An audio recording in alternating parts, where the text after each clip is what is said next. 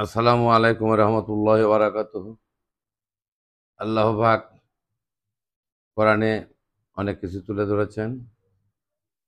আমাদের জীবন চলার বিধান থেকে আরম্ভ করে অনেক কিছু, সব কিছুই আল্লাহ কোরআনে তুলে ধরেছেন। কোরআনের একটি অংশ আল্লাহ অনেক গল্প, পূর্বের নবীদের গল্প শুনিয়েছেন এবং নবী ছাড়াও অনেক ব্যক্তির, আল্লাহর পছন্দের ব্যক্তি, তাদের গল্প শুনিয়েছেন। আরেকটা অংশ আইন কানুন, বিধিনিষেধ। আর একটা অংশ আল্লাহর ইবাদত সম্পর্কে, তার আনুগত্যের ওপর বলেছেন। তাই আমরা অনেকেই বিভিন্নভাবে বিভিন্ন চিন্তা ভাবনা করি।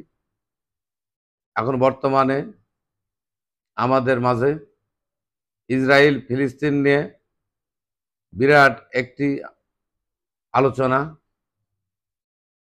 ফিলিস্তিনের অনেক মুসলমান শিশু কিশোর, অনেকেই তারা মৃত্যুবরণ করছেন এবং আহত হয়েছেন। শিশুদের কান্না রোল আহাজারি। ইসরায়েল অন্যায়ভাবে মুসলমানদের ওপর আক্রমণ চালাচ্ছে, এগুলি আলোচনার কেন্দ্রবিন্দু। কিন্তু আদৌ আমরা কি খেয়াল করি? আমরা মুসলমান ধর্মের লোক যারা, আমাদের যেটা ফরজ করা হয়েছে কোরআন শিক্ষা করা, যদি আমরা কোরআন জানতাম তাহলে কোরআনের অনেক কিছুই আমরা বুঝতে পারতাম। কারণ সূরা মায়েদার মধ্যে আল্লাহ ইহুদি সম্পর্কে অনেক কথাই তুলে ধরেছেন, বিস্তারিত অনেক কিছুই বলেছেন।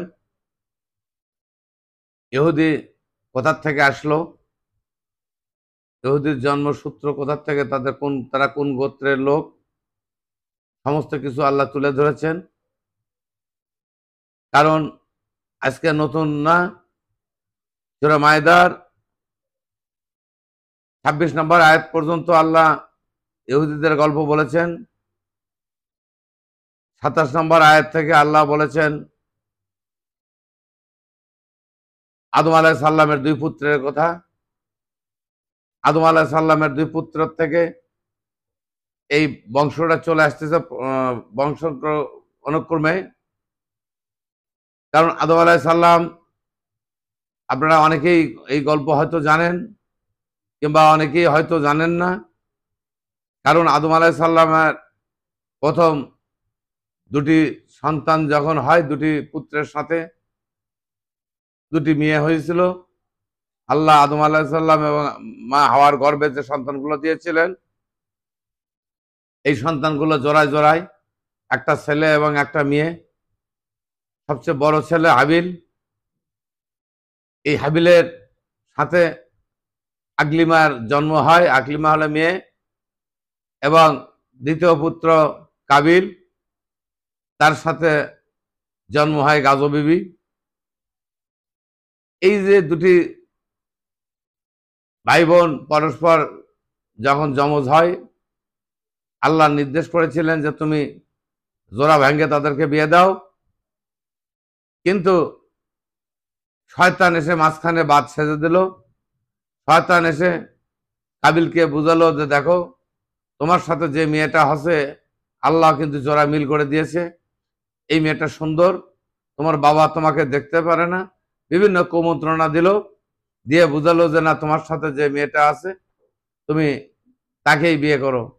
তখন কাবিল ব্যাগে বসলো এবং কাবিল তার বাবার কথা অবাধ্য হতে চাইল।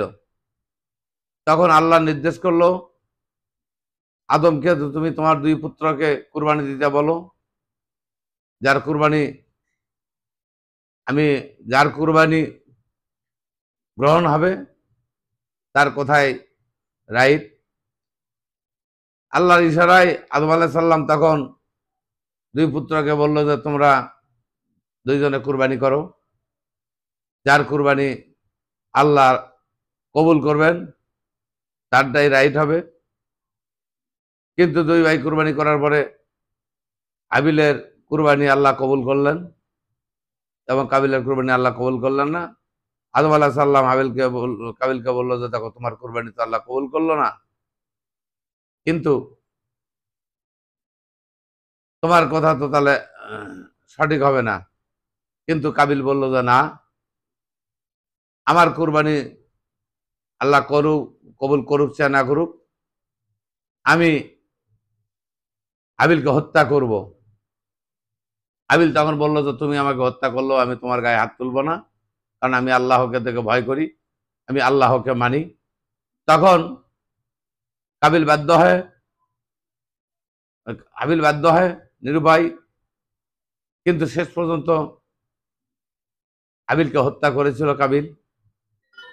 আর কাবিলকে হত্যা করার পরে অনেক ঘটনা আছে, লম্বা ঘটনা। এই ঘটনাগুলির পরে আবার আল্লাহ এখানে কিন্তু ইহুদিদের গল্প তুলেছেন, কারণ এখান থেকেই চলে আসতেছে, এবং পরবর্তী ভিডিওতে আপনারা বিস্তারিত পাবেন। দ্বিতীয় খণ্ডে পরবর্তী বিষয়ে আপনারা দেখবেন। দ্বিতীয় ভিডিও দেখার জন্য আপনাদেরকে দাওয়াত রইল, বিস্তারিত পাবেন দ্বিতীয় খণ্ডে। এবারে আমি এই ভিডিও শেষ করছি। আসসালামু আলাইকুম রহমতুল্লাহ বারাকাতুহু।